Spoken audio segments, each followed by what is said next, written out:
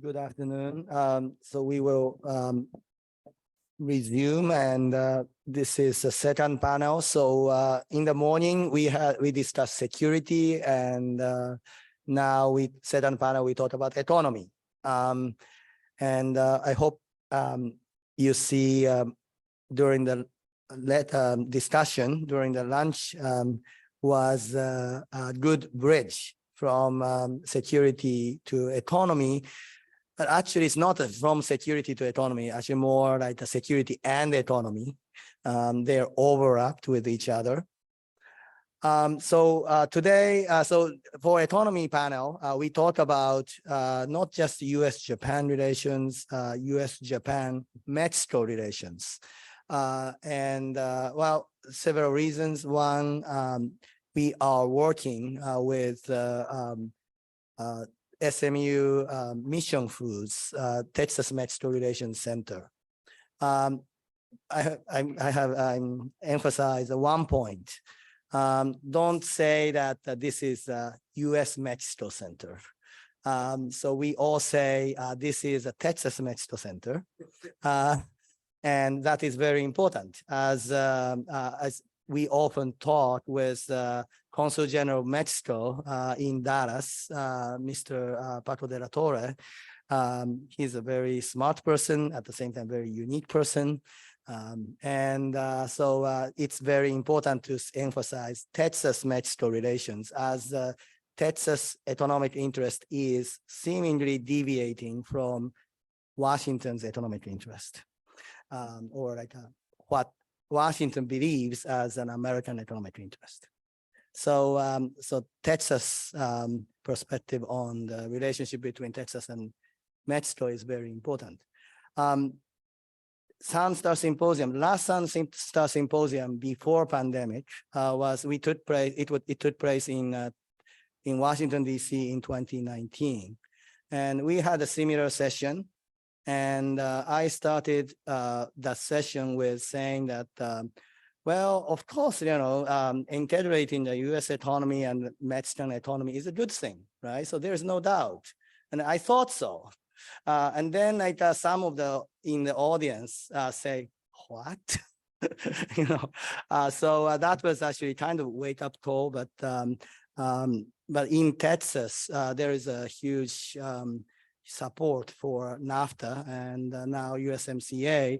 And when Trump administration was proposing the idea or the possibility of like abolishing NAFTA, that was a huge backlash, even from the people in his party. Texas has a lot of the business Republicans, and then they basically argue for NAFTA, and then they really like argue against the idea of abolishing NAFTA.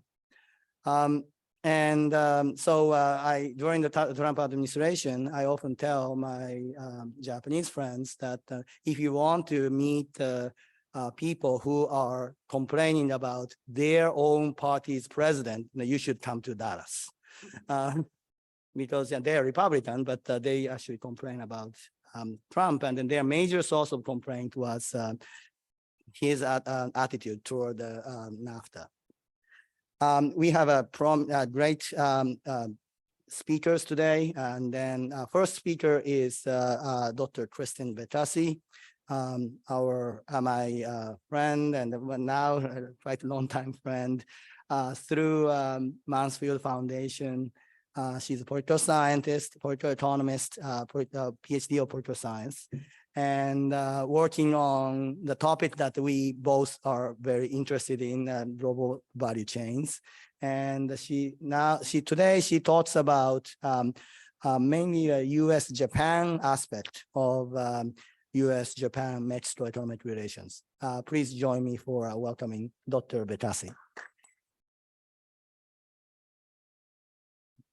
Thank you so much, Hiroki, and thank you to the Sun and Star Center for inviting me and for organizing this really wonderful event. It is absolutely delightful to be back in Japan after not being here since before the pandemic, and I'm just deeply pleased to be back in this country that I've spent a lot of my adult career working on and in.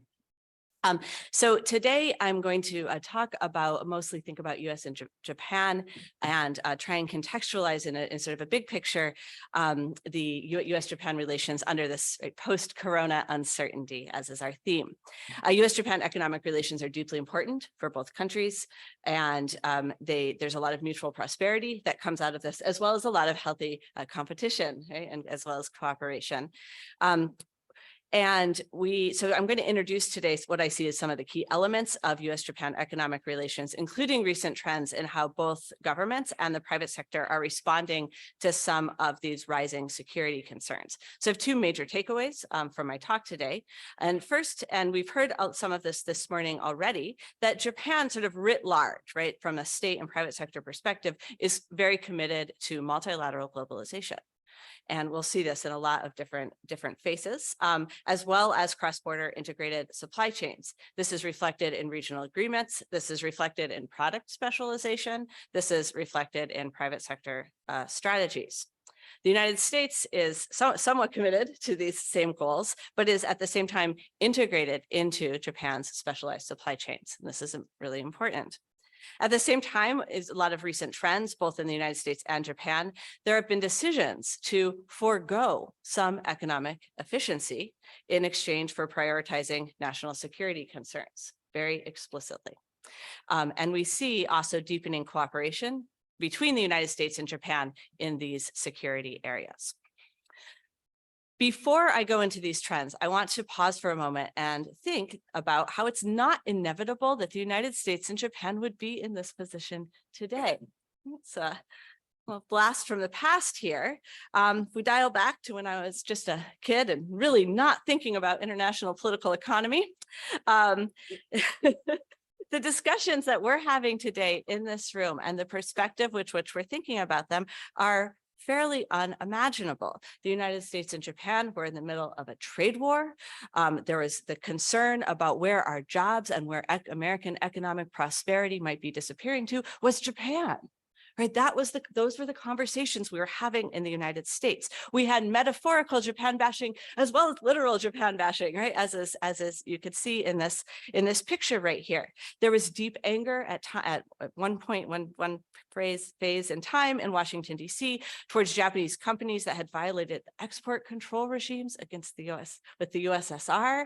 Right, there were real economic and security tensions, and so I bring this up.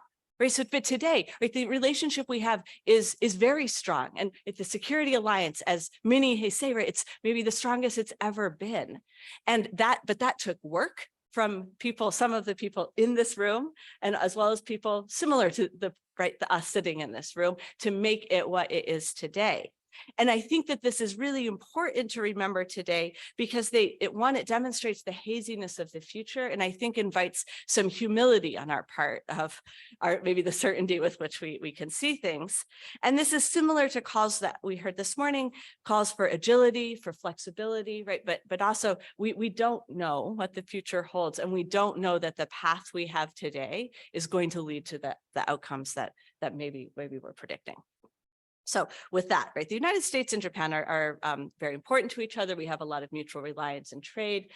Japan is a bit more reliant on the US than vice versa, but there's still major trade partners, both with respect to our import relationship as well as our export relationship.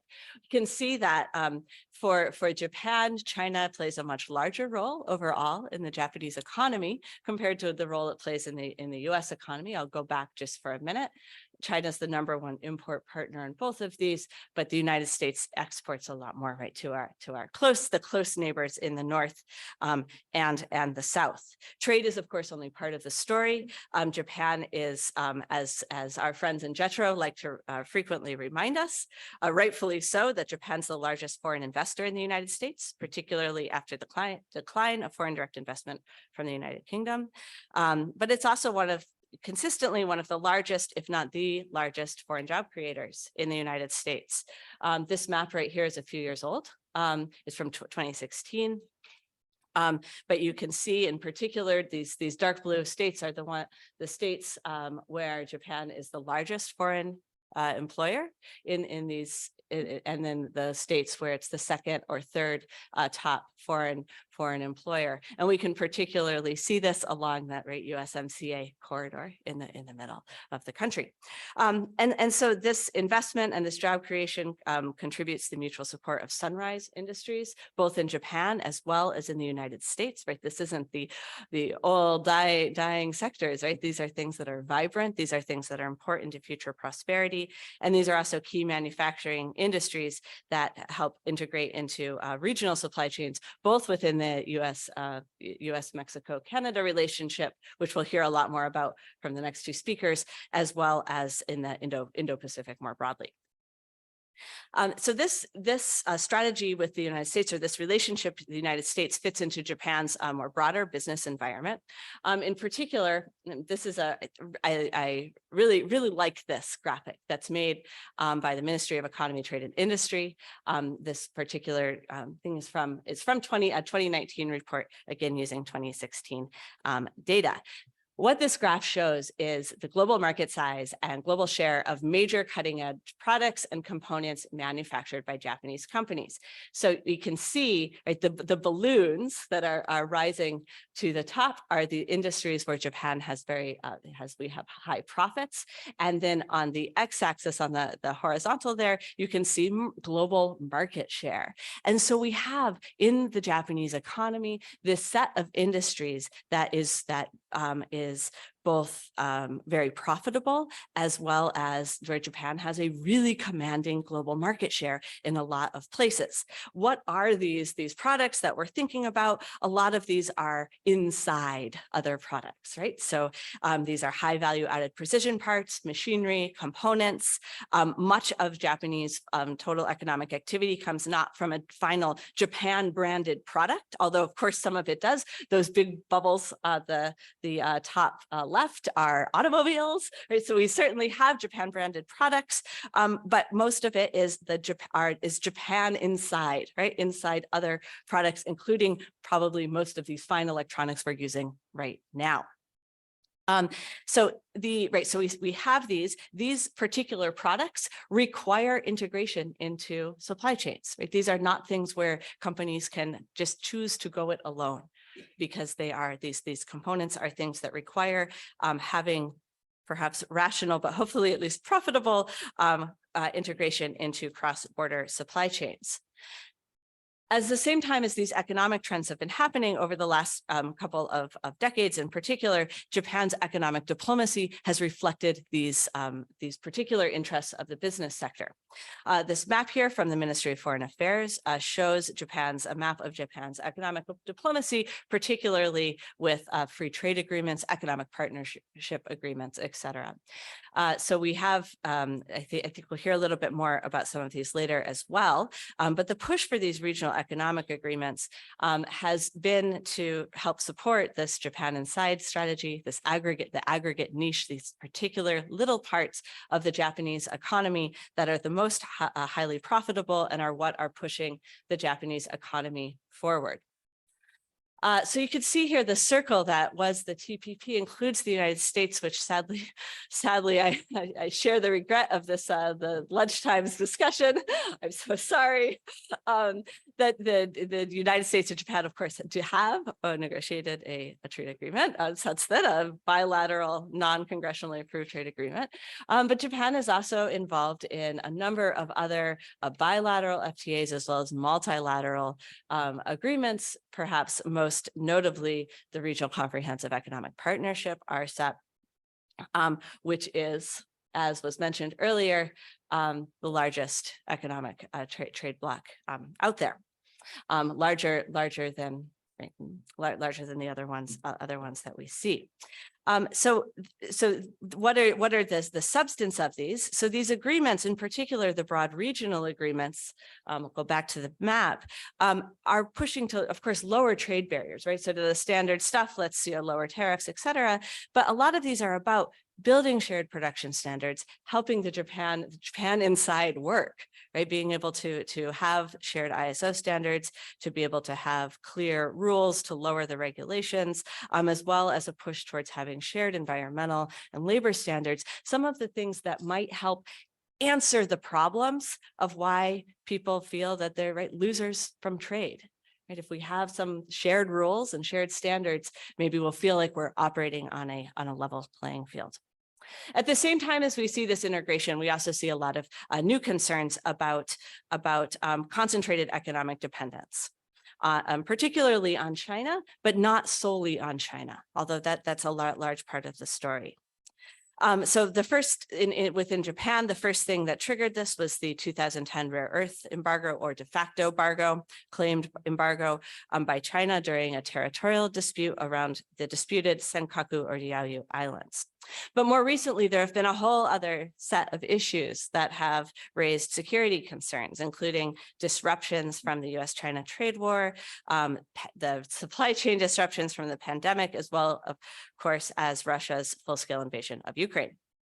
But in general, there are broadening concerns about the possibilities of economic coercion and the risks of being dependent on any single source for something that's deemed critical or strategic. However, different economies and states may end up defining those terms.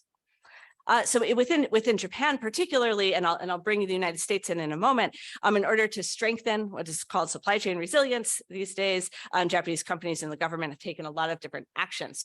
The first thing is just done by the private sector, right? And this largely, a lot of the activities have really been driven not by government policy, but by private sector efforts to diversify. So this chart that's up here right now shows the percentage of new firms that are from Japan that are moving to China versus moving into the rest of Asia, right? The rest of it. So this starts in 2000. You can see that in the early 2000s, almost 50% of new Japanese investments abroad were moving to China. But around 2012, that starts to shift and you start to see diversification.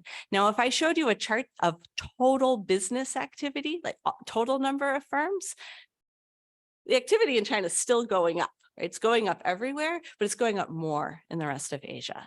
So this is what I call, many people call China plus one. So it's not that companies are leaving, they're just going other places as well.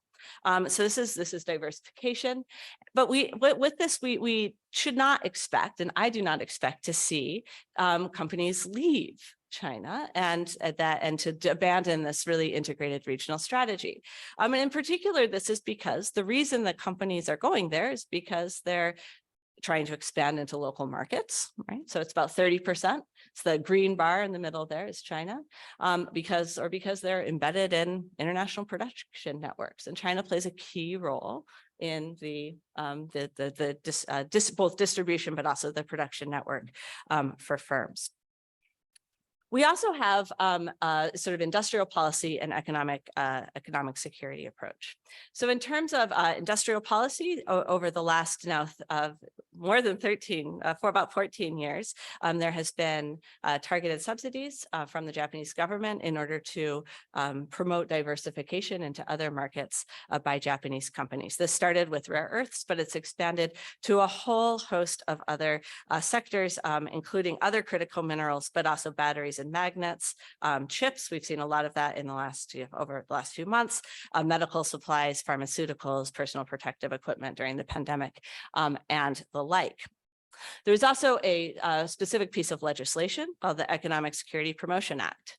Planning for this began in 2019, and I'll point that out so it's before the pandemic, before the Russian invasion. It passed in late 2021. Implementation is currently rolling out. So we have details, but maybe not, we don't know what the end story is. There are 4 elements to this very explicit attempt by the Japanese state to promote economic security. And again, this involves explicit trade-offs between economic efficiency and national security goals. The first is secret patents to try and protect sensitive intellectual property, right? So not publishing patents, and in particular sectors, and a system to try and compensate private sector for their inability to do so. to publicly publish them. Second is developing private-public partnerships in research and development, in particular, providing state support for critical technologies. This is really important for what we were thinking about this morning, in particular, this sort of whole of government approach or a shift in the Japanese defense and security situation, and ways to try and bring in, for example, university partners to help improve Japan's defense capabilities. This is a real challenge right now for the Japanese government, and it's something that, again, is in progress. But there's an attempt to bring more voices and more actors within Japan into this, not security, but economic security ecosystem. Third is in enhancing the security of core infrastructure. So there's some government screening processes, as well as protection of water, telecommunications, finance, et cetera. And then, of course, supply chain security at the bottom. Some elements of this are industrial policy, and many of the elements are supporting strategic industries. Now, I already mentioned some of these strategic industries. Critical minerals is one of the ones that's come up from the beginning. There's a nice little Texas connection here that with rare earths. Japan has done a lot of cooperation with Lynas Corporation out of Australia. Lynas is also cooperating with the Department of Defense and opening a rare earth processing plant in Hondo, Texas, as well as there's a mine that's opening up in Texas, and Texas is working to have an end-to-end rare earth supply chain. So let's see what happens. This has been in the works for many years, so I hope it happens. The last thing I'll bring up, and before I close, is Japan's multilateral approach to economic security. So Japan clearly has this multilateral approach to economics and to business, right? And it's really vibrant, and it's been a broad goal of Japan's geoeconomic strategy for the past 2 decades. But they've also been doing multilateral economic security as well. And this has happened in a lot of different sectors, including lots of different forms of cooperation, including bilaterally with the United States, with the Quad, which I believe I have a nice little map of here, as well as with the European Union and things like the Indo-Pacific Economic Framework. Cooperation here has largely been aimed at trying to promote cooperation in specific sectors that are either particularly sensitive or strategic, along with partner countries or like-minded countries. This multilateral cooperation has started to, I think, yield some more concrete results, or at least more concrete language that we see particularly recently with the G7, the IPEF meetings in the last couple of weeks. But we also see, some maybe really concentrated action on things like semiconductors and the new export control regime. But we also see a lot. Oh, some of my flags went away. That's too bad. So we have those used to be flags, but these are the current active and proposed critical mineral initiatives that Japan is participating in. And this is not actually all of them. It's a really complicated, there's a lot of initiatives, and maybe we'll be moving from initiatives to actions over the next years. And the initiatives have led to more concrete language over the last few months in particular. But again, partial list. We have a lot of great diplomacy, and now we need to move that diplomacy into implementation stage, I think really actively. So looking at the present, projecting forward, what do I see with the humility that I presented, that the future is hazy? So Japan certainly is committed to globalization, cross-border integrated supply chains, even in the midst of trying to be defensive in the face of possible economic coercion like they experienced in the rare earth space. The United States, for the most part, is as well, although there have been, as we've been discussing, some national level politics that have taken a decidedly negative turn towards trade, as well as some moves towards more nationalist trade policy that contradict some of the nice initiatives that we're seeing, for example, in the Inflation Reduction Act. Similarly, the drive to protect against possible economic coercion and perhaps gain the international competitive advantage in key industries has led Japan and the United States to forego economic efficiency, right? So to decide to move away from that in exchange for prioritizing national security concerns, like with critical minerals and semiconductors. For now, again, somewhat maybe surprisingly, if you were to step into this room and having skipped the last 40 years, that the Japan and the United States are largely on the same page and are both attempting to move forward and deepen both economic and security ties, as well as cooperate on economic security. Thanks. Thank you so much.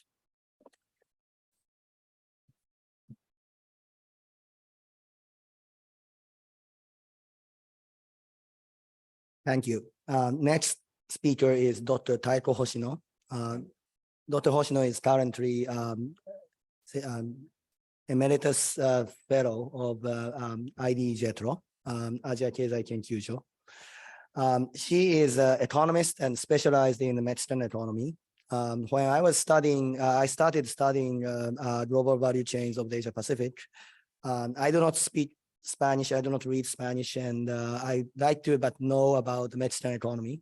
And she, at that time, just published a book about Mexican automotive industry.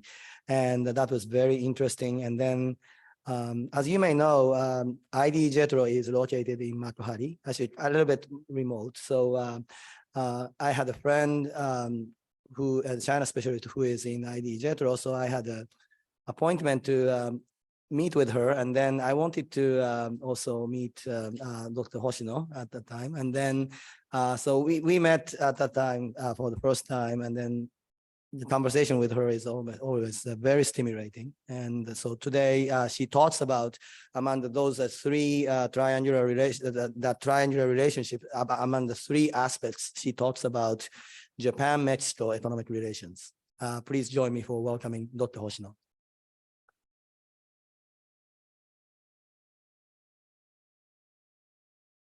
First of all, I would like to express my gratitude to Professor Takeuchi and all of the organizers, giving me a chance to present my view. Title of my presentation is Resilience of Global Value Chain, or GVC, of Japanese manufacturing firms. My presentation is divided in 4 parts. To begin with, I sketch distinctive feature of GVC of Japanese manufacturing firms in Asia and North America. Then I explain impact of pandemic and other international events on GVC of manufacturing firms. In the third part, I refer efforts of Japanese manufacturing firms to make resilient their GVC. Finally, I conclude my presentation by summarizing perspective of reconstitution of GVC and its implication on Japan-US and Japan-Mexico relations. Distinctive feature of GVC of Japanese manufacturing firms in Asia is concentration in Asia. The number of subsidiaries of Japanese manufacturing firms in Asia is about 6 times bigger than those in North America. Now let me explain major characteristics of GVC of Japanese manufacturing firms in Asia using figure 1. The figure shows network of procurement and its amount of Japanese manufacturing firms in Asia in 2020. Figures are shown in billion yen. Countries are put together in 3 groups: ASEAN for Thailand, Malaysia, Indonesia, Philippines, and China, it's mainland China and Hong Kong, and these 3, Korea, Taiwan, and Singapore. Number of Japanese manufacturing firms in each group are indicated in number above the blue circle. In the case of ASEAN for 2,703 firms, for example. The figure shows 3 kinds of procurement routes. First, buy from suppliers of located country. Its amount is indicated by number within the blue circle. For example, in the case of ASEAN for 8,029 billion yen. Second route is import from Japan, indicated by red arrow with its amount. And as a third, import from other Asian countries, excluding Japan, indicated by red arrow, coming from blue circle above. Although there exists import from countries outside of Asia, they are omitted in the figure because the amount of trade is small compared with those between Asian countries. Japan is important hub center of GVC because of their headquarters location and its large amount of trade. Another important hub center is China because of large amount of trade with Asian countries, including Japan. From these findings, it is possible to point out, following three characteristics of GVC of Japanese manufacturing firms in Asia. First, extended to numerous countries. Two, there are two hub centers, Japan and China. Three, they are developed complicated web of transaction. In addition, it is possible to point out two other characteristics. One is dynamic growth in the past 4 decades. Figure 2 shows number of firms in Asia since 1997, which shows constant increase until outbreak of pandemic. Another characteristic of GVC in Asia is its importance, inclusiveness to local firms. According to Metis survey, percentage of procurement from local firms within the total in Asia is higher than those in United States and Canada, and significantly higher than in Mexico. GVC of Japanese manufacturing firms in North America are very different from those of Asia. They extend in 3 member countries of NAFTA, or USA, Canada, and Mexico, much less than Asian GVC. Of these 3 countries, United States is hub center. Connection between Canada and Mexico is weak and indirectly connected through United States. Among manufacturing industry of GVC in North America, the most important is automobile industry. Its importance is shown by the fact that NAFTA or USMCA have a special clause on an automobile. For Japanese manufacturing firms in North America, automobile industry has predominant importance. Growth of GVC of Japanese manufacturing firms in North America started by NAFTA in 1994. Its growth was slow, not dynamic as GVC in Asia. Figure 3 shows number of Japanese manufacturing firms in North America. We can say that Japanese firms mainly located in the United States and those in Canada and Mexico are few. However, change is observable. Figure 4 shows that number of Japanese manufacturing firms in Mexico rapidly increased in the last decades. It is because after the financial crisis of 2007 to 8, due to intensification of international competition in automobile industry, principal assemblers and auto part makers of the world increased investment in Mexico to make this country as a base for export to United States. Principal attraction of Mexico is low labor cost and the neighborhood of the United States. Now I focus on the impact of pandemic and of other international events on GBC of manufacturing firms. Pandemic made enormous impact on manufacturing firms by contraction of market, lack of transport, and suspension of operation of plants. By all these emergencies around network, GBC was disrupted. GBC was further constrained by 3 international events.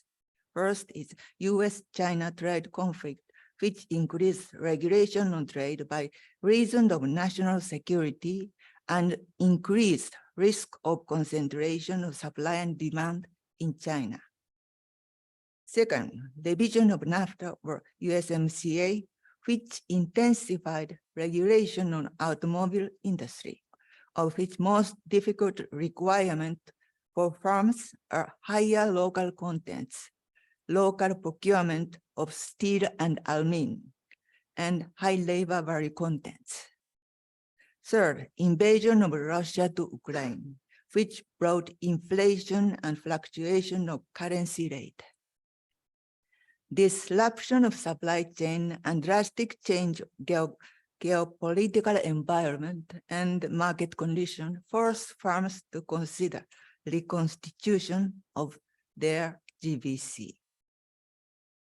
Pandemic made apparent the risk of GBC or vulnerability to supply shock and demand shock.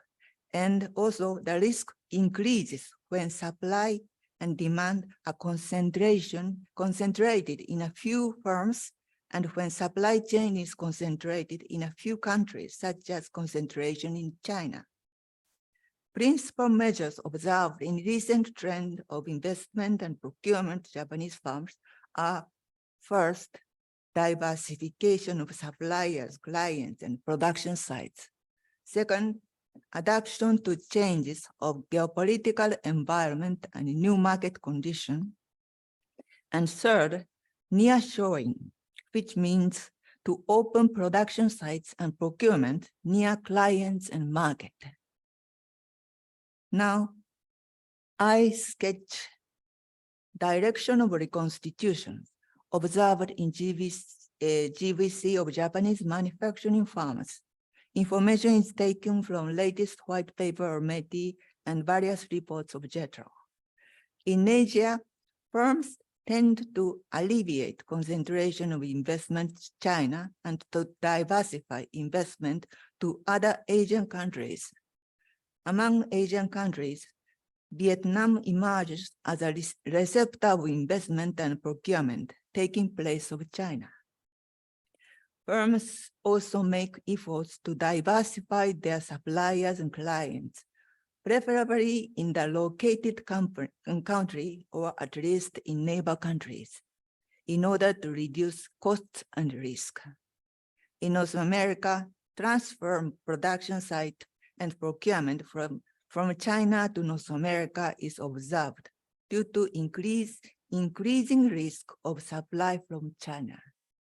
At the same time, they are observed increase of investment in North America, especially in Mexico, in order to reduce transport and labor cost and to respond local content requirement to automobile industry by USMCA. Firms also make efforts to diversify suppliers, clients, preferably in located country or at least in neighbor country. I conclude my presentation by summarizing perspective or reconstitution of GBC of Japanese manufacturing firms in Asia and North America. I leave out 5 points as characteristic of GBC in Asia.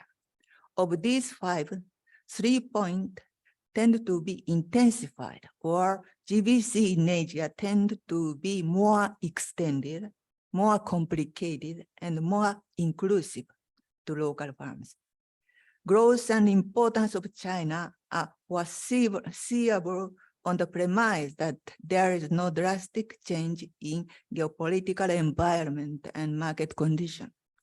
It is not realistic to think about exit of Japanese firms from China because of their commitment to Chinese economy and China's huge market. In North America, there will be no change in extension in 3 countries, dominant position of US and importance of automobile industry. Growth will depend on geopolitical environment and market condition. Favorable change for Mexico is a possibility of being more inclusive to Mexican firms by increase of investment and procurement in Mexico. What is implication of reconstitution of GBC to Japan-US relation and Japan-Mexico relations? For Japan-US relation, reconstituted GBC of Japanese firm will help and motivate Japanese government to take leadership in rule-making on investment and trade in Asia. This will make helpful for Japanese government in cooperation with the US on strategic matter. For Japan-Mexico relation, economic relation will be tightened because of increased presence of Japanese firms in Mexico. It will expected for Japanese firms to contribute capability building of local firms and labor force as in the past in Asia. For Japanese government to expectation of to cooperate with Mexican government in providing improving environment of business activities. Thank you very much for your kind attention.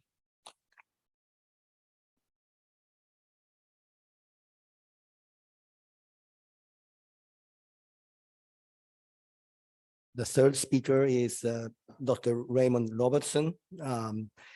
He's also from Texas, but different university. He is a professor of Bush School of Texas A&M University. Bush School of Texas A&M University is named after President George H.W. Bush. And their presidential library is in College Station, Texas, in the campus of Texas A&M University. And SMU is hosting President George W. Bush's presidential library. And Raymond is an economist and an expert of global value chains, and then also a Mexican economy, U.S.-Mexico economic ties, Texas-Mexico economic ties, North American economic ties. And so every time when he presents at the SMU Mission Foods Texas-Mexico Center, it's always stimulating. And I really wanted to invite him to Japan to talk about connecting the story of the U.S.-Mexico economic ties to Japan, North America economic ties. And he was invited and he accepted his invitation in 2020, but of course, we had to cancel the symposium. And I was so happy when he accepted our invitation this year again. Please join me for welcoming Dr. Raymond Robertson.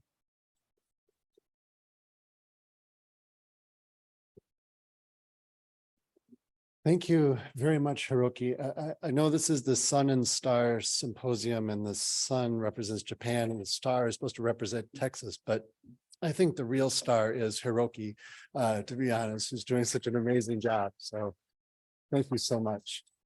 I also wanted to thank Jenny from the Texas-Mexico Center, who's just been doing an amazing job juggling everything. But her job is just so important, because one of the messages that I'd like to share today is actually something that came out of my dissertation decades ago, which is to show that the United States and Mexico are not really two separate economies. It's actually one single economy.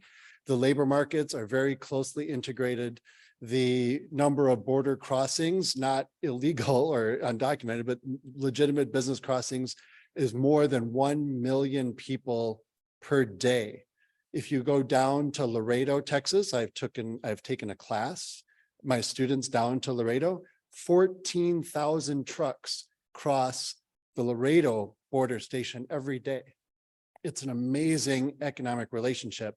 And one of the things that I've been asked to share with you today is why we have that relationship and why that is so important. I'd like to talk specifically about what I'm calling the exceptionally productive Japan-Mexico-USA trade relationship.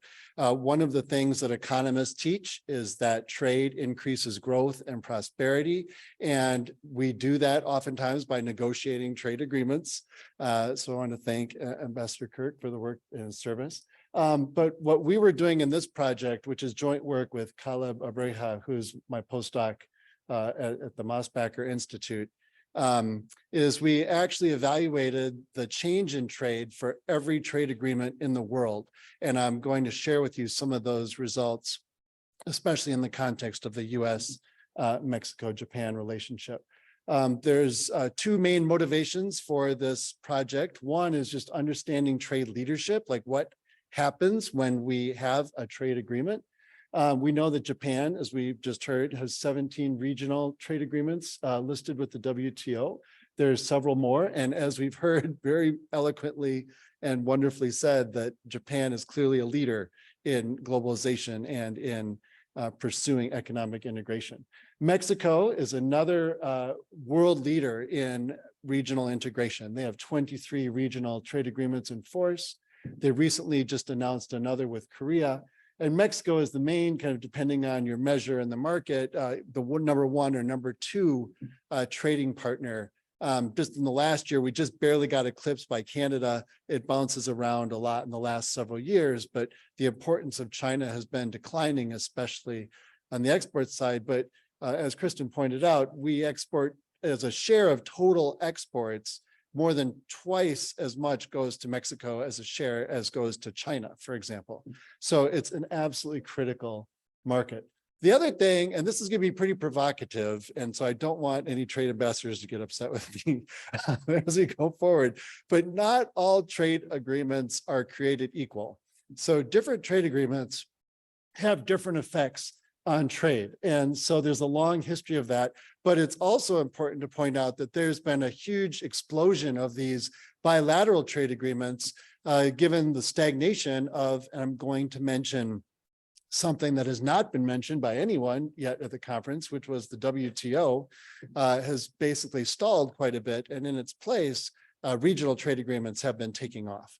And so what we're trying to do is analyze kind of what makes trade agreements affect trade. So the main questions are, how can Japan, Mexico, and the United States build on that trade leadership?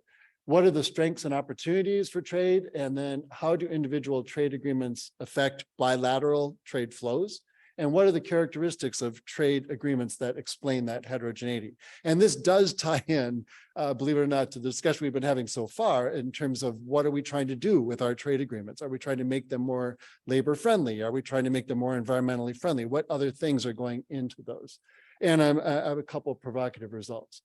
First of all is, as we mentioned, I won't spend a lot of time on this, but the United States exports a lot of different products to Mexico. Texas is the #1 exporting state, and their #1 trading partner by far, as we heard last night as well, is clearly Mexico. As I mentioned, the US and Mexican labor markets are a single market, and trade is characterized, as the previous two speakers just pointed out, by two-way, very, very integrated supply chains. Okay, so it's absolutely critical.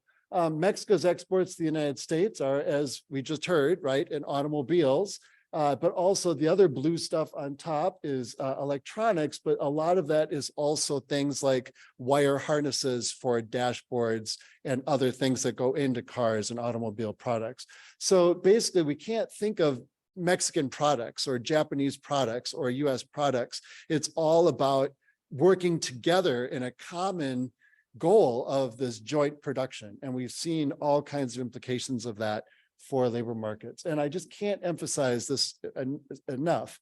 And that's why, again, the work of the Texas-Mexico Center is so critical, because most Americans, as Hiroki mentioned, are surprised when they think about the importance of Mexico. They don't understand how critical Mexico is to the United States economy. Now, we've heard a lot about the USMCA signed November 30th, 2018, to basically replace NAFTA, which was incredibly successful. When you go down to Laredo, you go down to the border, a lot of the sense is that the USMCA was kind of a step back. It's NAFTA 1.8 instead of 2.0 in many ways, because it was meant in a way to kind of restrict trade by doing the things that we just heard, that they increased input requirements and they increased labor requirements and so on. And some of the predictions were that it's actually going to adversely affect trade in automobiles, textiles, and apparel. And there might be some modest gains in terms of welfare, but have negligible effects on GDP. It's because NAFTA was really incredibly productive, right? And USMCA is not that much different, except it kind of pulls back a little bit. The reason why I'm mentioning this in this conference is that, again, this creates tremendous opportunities for Japan to be expanding trade in Mexico. And we heard that they are doing that in the automobiles. Essentially, this vacuum gets filled by Japan and other countries. Now, to look at the heterogeneous effects of trade agreements, why are they different? Obviously, trade agreements are very complex and they have lots of different things. One of the sectors I study is apparel. And you see that apparel, for just as an example, gets treated very differently in different agreements. And so the different treatment of apparel is one reason why total trade gets affected differently. One of the things that we did, if we looked at the change in trade with US trade agreements, and again, this is just a mechanical product of an empirical estimate. This is not my opinion. Okay, this is not subjective about which agreements are good and which ones are bad, but some of these were incredibly effective. The two most ones that were effective at increasing trade flows were the US-Jordan trade agreement, and I can explain that in Q&A if you want. But the other one, of course, was NAFTA. NAFTA was clearly the most effective in terms of increasing total trade of any of these agreements. Some of these agreements, if you look at US-Panama and Singapore, some of these actually are associated with less trade than you would expect otherwise. And again, I'd be happy to elaborate on that. But part of it is due to the fact that as these trade agreements become more and more complex, and as like with Singapore, the tariffs were already very low. I mean, you have two very open economies. The change in trade doesn't really occur when you don't change tariffs. And if tariffs are already low, there's not a lot of room for expanding trade flows. If you look at apparel, for example, apparel really stands out as something that's very restrictive. So like in the US-Jordan agreement, there was a huge increase in apparel trade between the United States. But if you look at like the CAFTA-DR, which is relevant because we have a lot of migrants coming in from Central America, the provisions in the Central American Free Trade Agreement actually restrict their number one manufacturing export, which is apparel. And so we estimate in another paper that if we relaxed that agreement, we could create 250,000 jobs, which is about half of the flows coming in from Central America, just through trade alone. The current administration has taken trade off the table as an approach to dealing with the root causes, and that's something we probably should reconsider. Mexico, of course, is a liberalization leader. These are all the RTAs that they've done.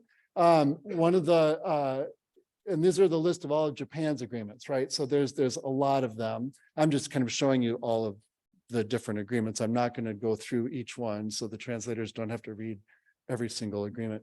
But I did want to point out that some of the additional moves, the United Kingdom, Japan one just came out. They're just signed that, and the EU, Japan is in force in 2019. And then obviously we've already talked about the CPTTP, which is a very important project. Obviously, we've already discussed the importance of getting the United States back in there. And then the RCEP, which is already, Kristen talked about that as well. So thank you, Kristen, for doing that for me. But I wanted to just point out, if you look at Japan's total trade agreement productivity, so what this graph, and I realize as an economist, right after lunch is not the best time to be showing you a graph like this, because everyone's already sleepy and many of you are jet lagged, I understand.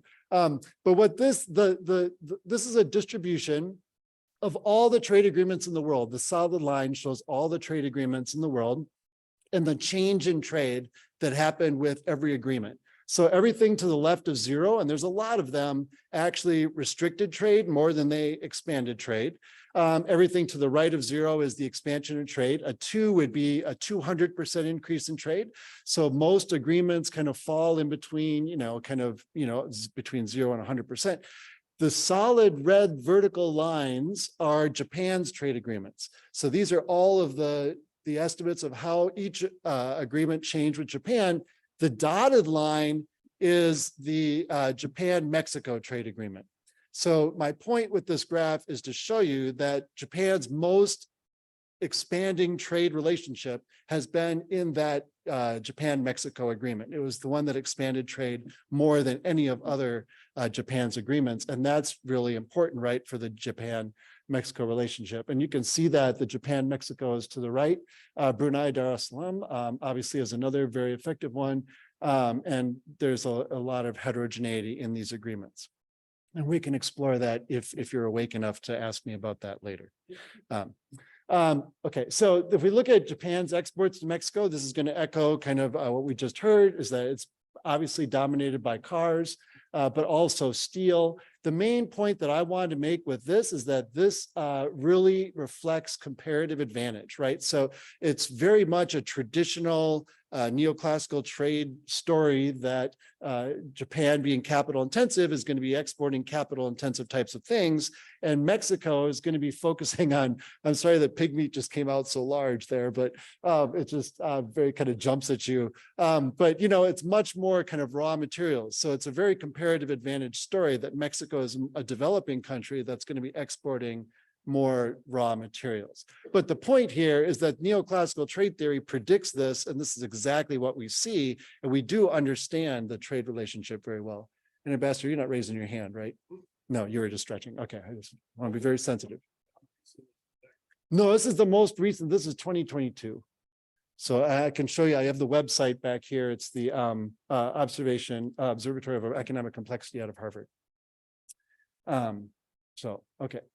And then we look at what is it that Japan is importing from Mexico. So this is what changed in the US-Japan or the Mexico-Japan trade agreement that made it so effective.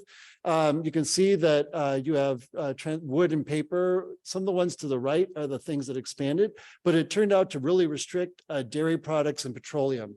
Those sectors actually, Mexico exported a lot less to Japan after the trade agreement, and they expanded more on manufacturers, leather and footwear, and that sort of thing.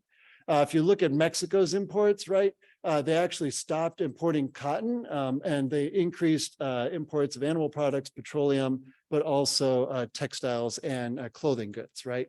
And so that is, it just kind of shows you why this understanding this heterogeneity is so important. Textiles did increase there, and transportation equipment also increased. So what are the implications of kind of the story that I'm telling? And I realize I'm almost out of time, as much as I would love to share, another hour of this with you. I know none of you have the appetite for that, but that's okay. But Japan and Mexico have an unusually productive and complementary trade relationship. It's like a textbook trade agreement kind of story. But there's increasing complexity of regional agreements has the potential actually to reduce trade. And I just would like to keep you all conscious of that going forward, right? We want to try to maintain this idea of including market access in our trade agreements moving forward. The USMCA opens opportunities for stronger Japan-Mexico trade, which I think is something already we've started to take advantage of.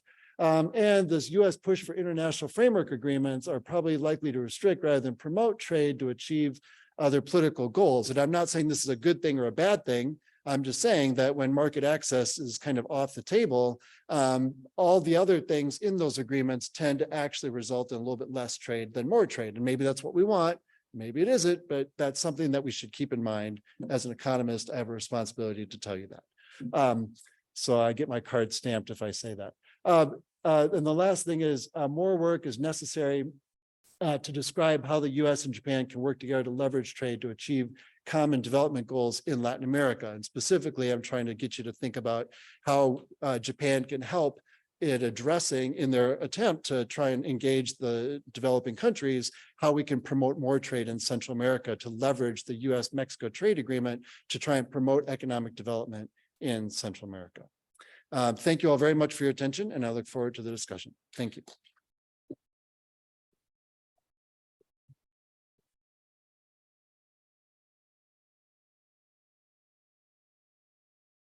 Okay, thank you. The discussant of this panel is Ambassador Yoichi Suzuki. Ambassador Suzuki is a former ambassador, Japanese ambassador to France and Singapore. Also, very much related to this panel is he is chief negotiator of Japan EU EPA. And I saw him in media quite often when Japan was negotiating with the EU. Well, interestingly, when I heard from Ambassador Suzuki about how negotiation was, and then later, I found basically Japan EU EPA became a good role model of 21st century trade agreement, especially for the rulemaking of the foreign direct investment. I often say, I emphasize, it's not trade, but now foreign direct investment, because that's a global value chains based trade. And Ambassador Suzuki not only saw those the chief negotiation editor of the Japan EU EPA, but also he was in World Trade Organization. So he's a trade specialist in the Ministry of Foreign Affairs. And I always impressed with his explanation of trade and the very complex the public policy issues, both crossroads of the political science and economics. Please join me for welcoming Ambassador Suzuki.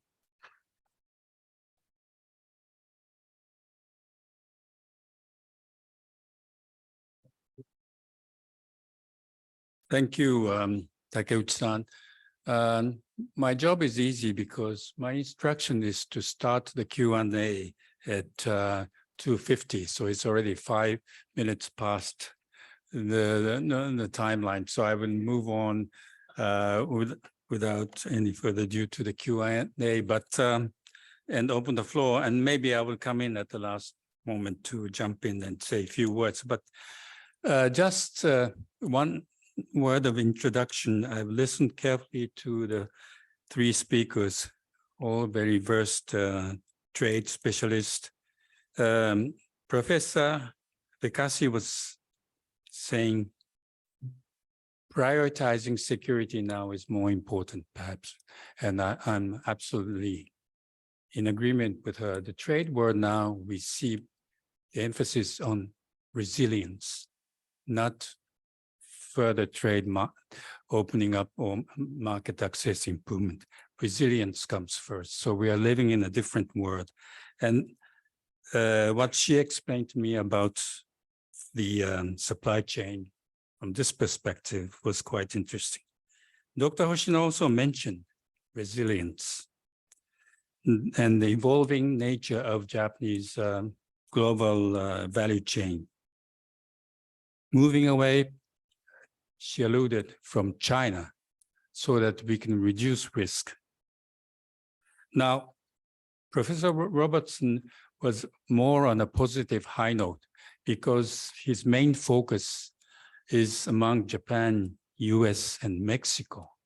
The world of whether you call it friendshoring or reshoring, well, we don't have to worry about security concerns. We don't necessarily have to take into account in a very extended way the economic security. So very interesting three presentations of what the world today is. We're certainly living in a very uncertain world, and we're trying to find, as Professor Robertson was saying, when WTO is not functioning anymore, a certainty in the trade so that we can all benefit from trade. And at the same time, I think as Ambassador Kirk mentioned very convincingly, all trade negotiators, I think, are well aware that we have moved away for various reasons from further improvement of market access, and we're moving into something else. So with this, I will open up the floor for questions and answers from all of you.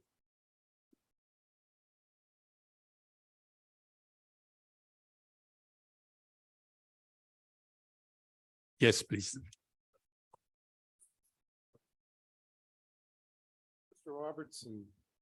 Mr. Robertson, in his presentation showed the trade agreements that the United States has with various countries, and some have resulted in reduced trade. One of them was with Korea.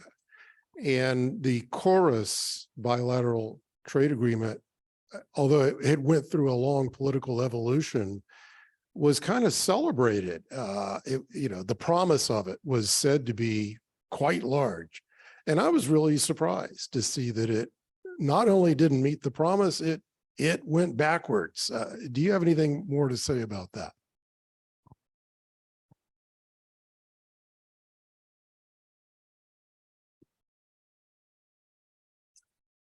Thank you. Thank you for your question. That's great.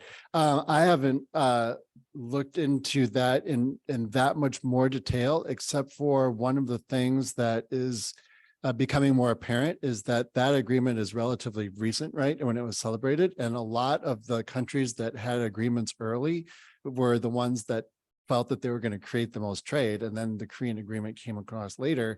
And the Korean agreement, if you sort of follow the trend of agreements, it was loaded with lots of stuff. So it was successful for lots and lots. It could still be very successful for achieving lots of other goals.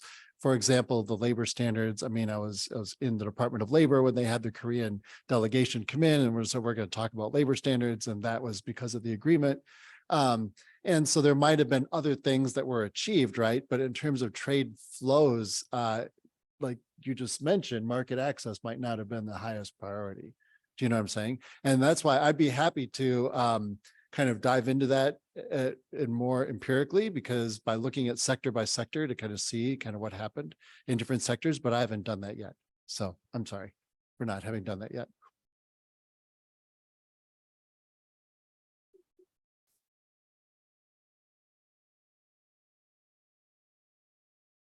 I was just totally shocked to see that little bar going to the left on your chart. So yeah, and I am too. And that's what I was saying. This is a mechanical result from empirical estimation, which, you know what I'm saying? That's just what happened when you run the regression. And so don't tell her yet until we work this out a little bit more and dive into some more of the details. yeah, thank you very much. I can't speak to Chorus, but I recently was able to see data on the utilization rates of RCEP by Japanese companies. And what we're seeing over the last year plus, I guess now, is there's been a real shift in that Japanese companies have moved away from their bilaterals and are shifting towards the utilization of the RCEP rules. And so they're like that. So that, but it's really within the rules of origin where we're starting to see that. So I don't know how it would turn out in terms of looking at actual trade, but then the utilization of these other rules have been highly effective or desirable by the companies. Thank you. Dr. Hoshino, you want to add something to this? Okay. So other questions?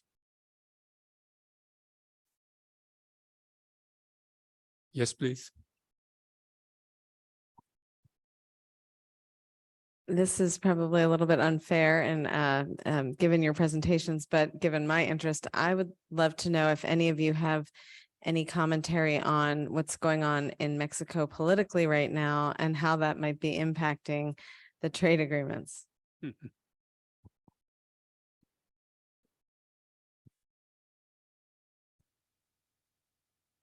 And Dr. Takeuchi asked me to talk about relation between Japan, Mexico, and Japan United States, not Japan, no, not United States and Mexico.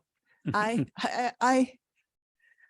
wanted to add something to what will be the impact of relation between United States and Mexico, but Japanese government no have an influence on the relation between two countries. No? But I see that relation between Mexico and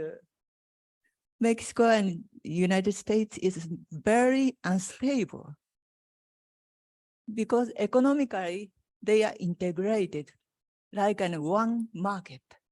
But politically and socially, I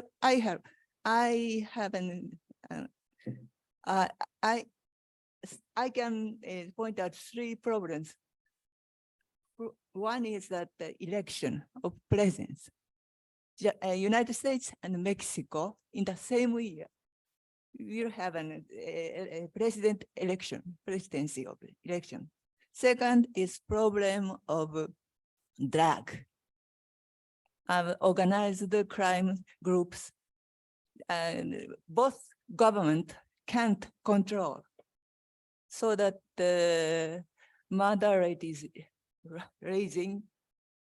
The third problem is immigration. How to manage the flood of immigrant to the border of United States and Mexico. Both government don't want to as a favorable partner of the immigrant, no? They want to exclude them. And governor of Texas sent immigrants to the New York City, like that. So that the relation between two countries is very unstable in these cases. Yeah. So, but I don't know if it affects on the economic relation, but there is a possibility of its effect on the economic issues. Like if the president will be a president, no, Trump, for example, if they will be the president, once more, there will be a very bad relation between two countries. Yeah, AMLO is the president of Mexico, still has very high popularity. He's very popular and he's engaging in a lot of programs that really frighten the business community in Mexico, and that really made things uncertain. And the other political issue, obviously, is the drug cartel violence within Mexico, which is also probably cooling down economic activity and investment.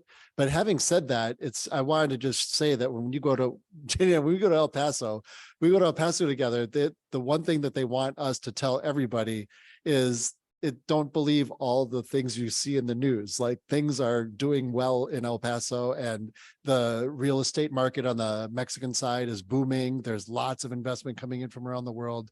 And so even though we hear these things in the news, that's not what the border communities want you to hear, and that's because it's not what they experience.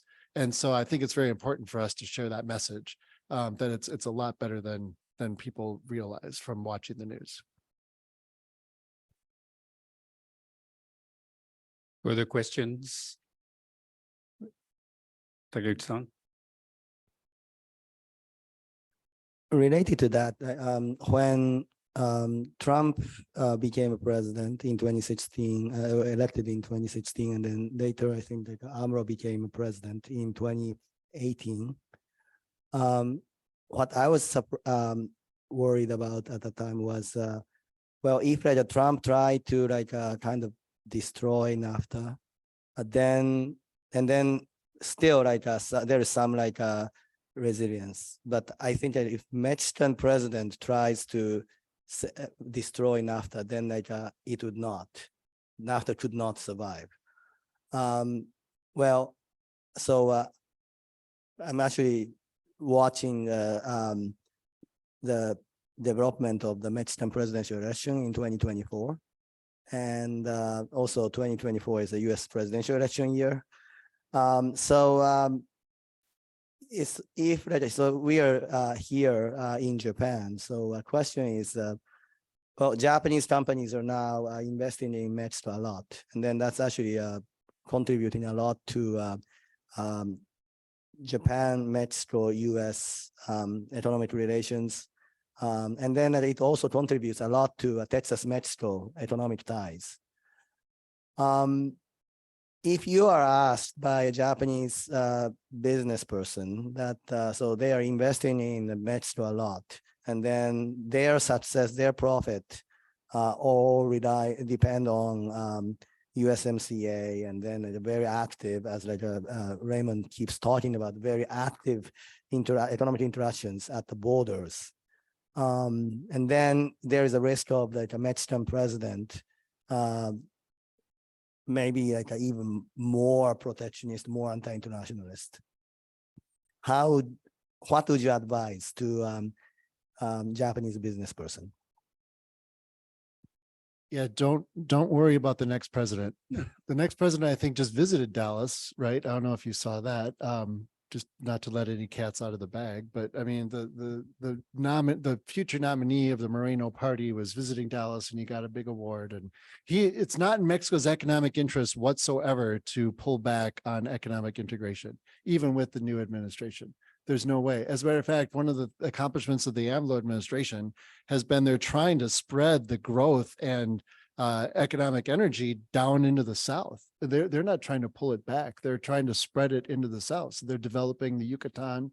They're trying to push into Oaxaca. So I wouldn't worry about it at all. I think things are going to be just fine. I would still encourage investing in Mexico and Central America, but Mexico especially. Yeah. Yes, please.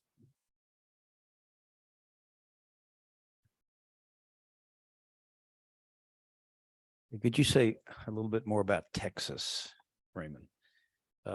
It seems to me there's a lot more Japanese investment in Texas. And could you explain to us how that's related to the US, Mexico, Japan, troika, and how the role that Texas plays in this dynamic trading system?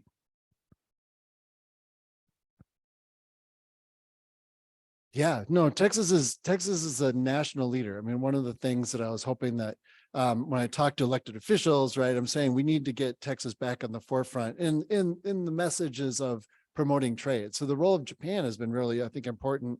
And as we saw, right, that's what you showed. You should be answering this question. But they're leading in terms of headquarters and in terms of manufacturing plants, and they're driving the integration of parts, and that's creating lots of jobs. So you should expand on that. Yeah, so I can't speak super clearly to Texas, although it is incredible when you fly in to Dallas and you can see the Japanese headquarters right from the plane. You can see the brands. It's amazing. Right. No, certainly. But I will say that, I mean, this is part of the Global Production Network story, and that's a hub, and the component manufacturers follow. And so you have not only investments from these large companies where you can very impressively see their logos from the air, but also from smaller component manufacturers. So this is these sorts of geographically based supply chains. Those production networks also exist in China. But the long-term resilience of those staying in a place where they have invested heavily, such as Texas, is also why we see the long-term importance of major cities in China in these networks too, because we see, I think, really similar dynamics there. I don't know if you want, if anyone, I can't speak to Texas. And I know Professor Robertson is from the state of Minnesota, which is close to Canada, and the Canadians are really big players too. I mean, in Texas and Mexico. I mean, are they? They're I don't know if they're competing with the Japanese, but there's a huge Canadian presence as well. Canada's our number one trading partner this year, not last year, whatever, but you know what I mean? But this year, Canada's presence in, they have a consulate in Dallas, right? I mean, so it's very, very prominent. Canada has a consulate there. Obviously, a lot of Canada's economic influence is more in Detroit and Michigan coming up through there, but it's growing in Texas. And they are also trying to really promote the trade with Mexico, and they're trying to do that through Texas. And so, and I've heard, you know, the Consul General tell me that. Exactly, for Canada, right? But I will say, just to qualify it, I mean, relative to the Texas-Mexico trade, the Canada component's still small, but it's definitely growing. 90% of Maine's trade is with Canada. Yeah. So Yeah. that's what we Maine. that's the politics. Yep, yep. Okay, thank you very much. I think the time is running, but allow me to exercise my right as a discussant and ask the three speakers a question from my point of view, and then conclude this session. Professor Vegas, you mentioned about the importance of shared rules, and that was echoed by Professor Robertson in saying that FTAs, the tariff reduction or the tariff elimination, is less relevant today maybe than rulemaking. Now, my question is bringing back a bit from the regional, which is nevertheless very important issue of US, Mexico, and Japan to this part of the world. The problem, one of the problems we're facing with China in trade is Chinese practice of forced technology transfer, WTO inconsistent subsidies to state enterprises, and trade coercion. WTO is not able to control China on these issues. That's why WTO is losing relevance. Now, what is the answer? How can we convince or put pressure on China to change course and try at least at the minimum level, play the same game with the same rules as we do? Is the answer perhaps in what Dr. Hoshino has mentioned about changing the structure of global value chain, moving away from China, thus reducing the risk of being exposed to China? Is it one of the answers you think is the way we should go forward? But that will lead us to a decoupled world. So what are your observations, three of you, on these questions?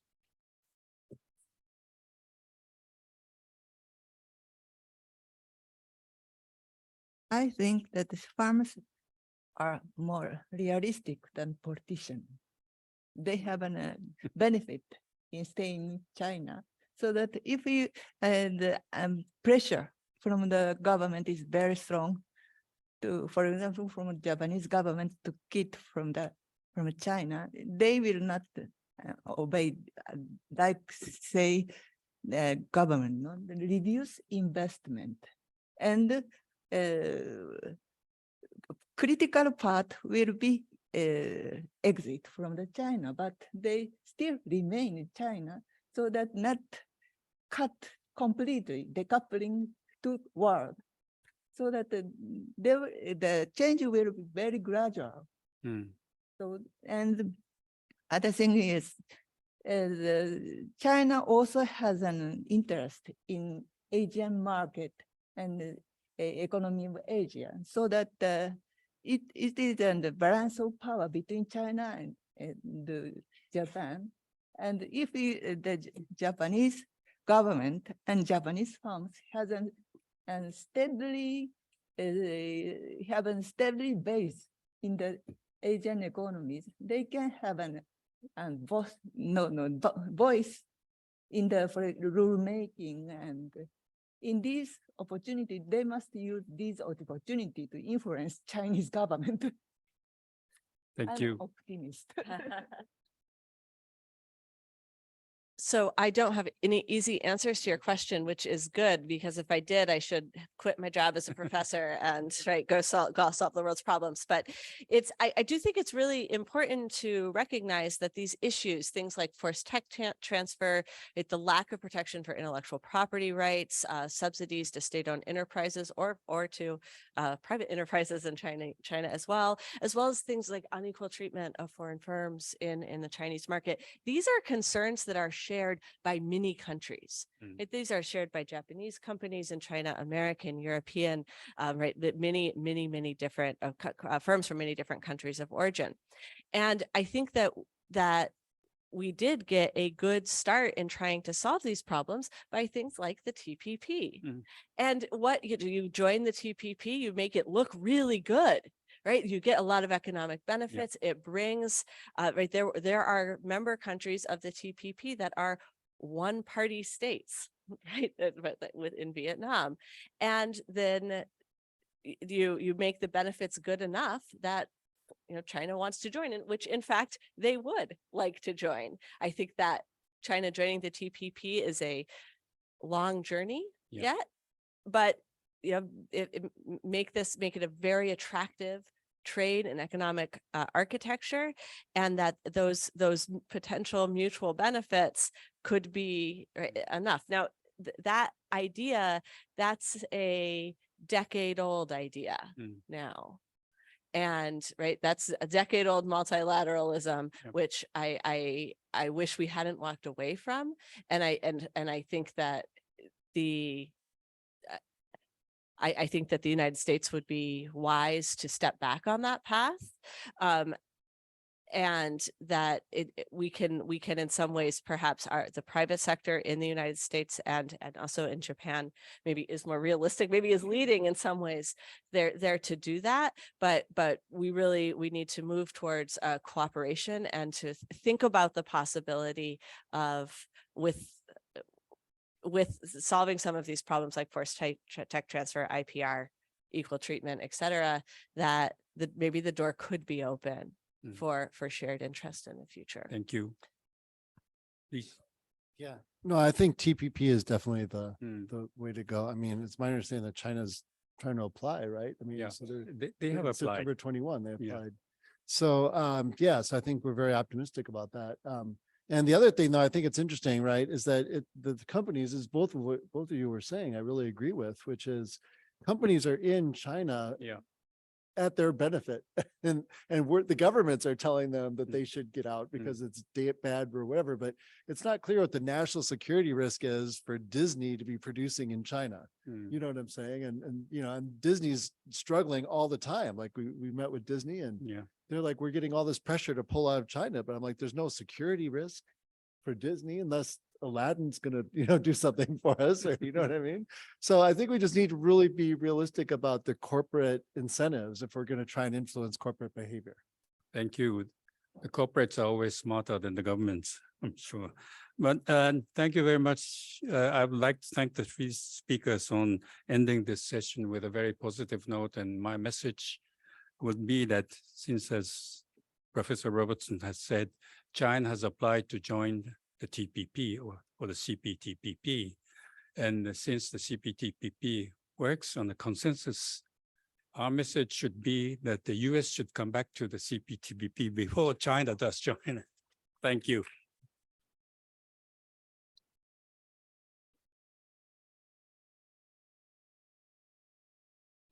Okay, I would like to start panel 3 on time. So now it's 3:20. So let's resume at 3:30. Is it okay? Any strong objection? Okay, let's resume at 3:30.